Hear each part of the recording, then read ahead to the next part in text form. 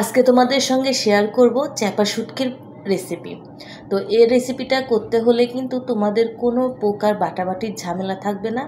কোনো জিরা বাটা, ধনে বাটা কিংবা পেঁয়াজ বাটা কোনো বাটাবাটির ঝামেলা ছাড়াই একবারে তেলে ফেলে দিয়ে এরকম সুস্বাদু মজাদার ঝাল ঝাল শুটকির রেসিপি কিন্তু তৈরি করতে পারবে। আসসালামু আলাইকুম বন্ধুরা, welcome back to my channel লিমার সংসার লিমেস কিচেনে তোমাদেরকে স্বাগত। আজকে তোমাদের সঙ্গে শেয়ার করব চাপা শুটকির রেসিপি। প্রথমে কড়াইয়ে আমি তেলের পরিমাণটা দিয়ে দিচ্ছি সয়াবিন তেল।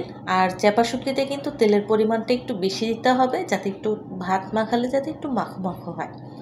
এখানে আমি 7টা পেঁয়াজ চিকন করে কেটে নিয়েছি আর 3টা রসুন পাটানোড়ায় কিন্তু আমি থেতে নিয়েছি। আর এই সমস্ত কিছু কিন্তু এখন আমি তেলে দিয়ে দিচ্ছি।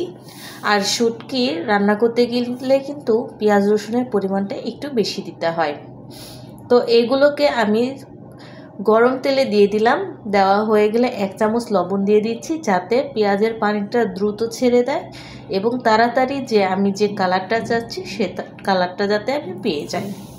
তো এইভাবে আমি পেঁয়াজের সাথে লবণটা ভালোভাবে মাখিয়ে নিয়ে এটাকে ভেজে নেব।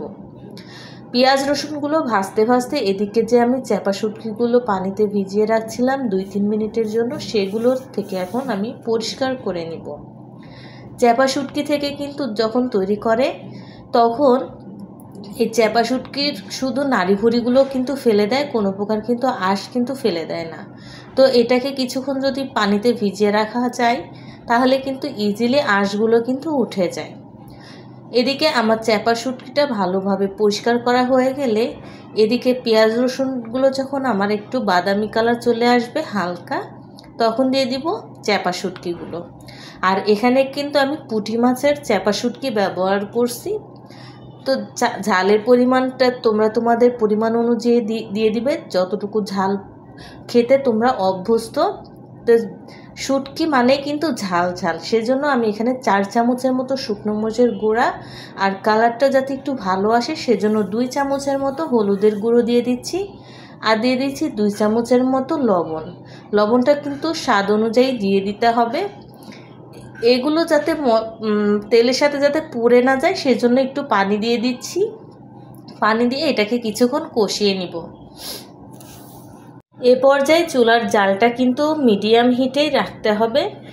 আমি কয়েকটা কাঁচামরিচ দিয়ে দিচ্ছি যাতে ফ্লেভারটা ভালো আসে।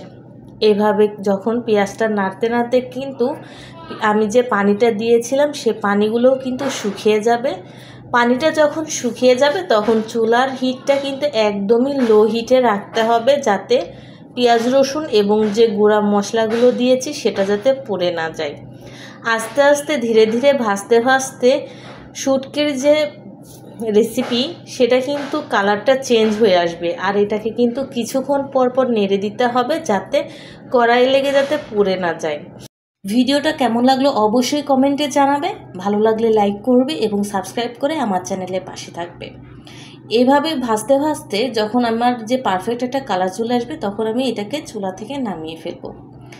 আর এই রেসিপিটা কিন্তু গরম গরম ভাতের সাথে কিন্তু অনেক মজাদার। দেখা হবে অন্য কোনো ভিডিওতে। সে পর্যন্ত ভালো থাকো, সুস্থ থাকবে এবং আমার জন্য দোয়া করো। আল্লাহ হাফিজ।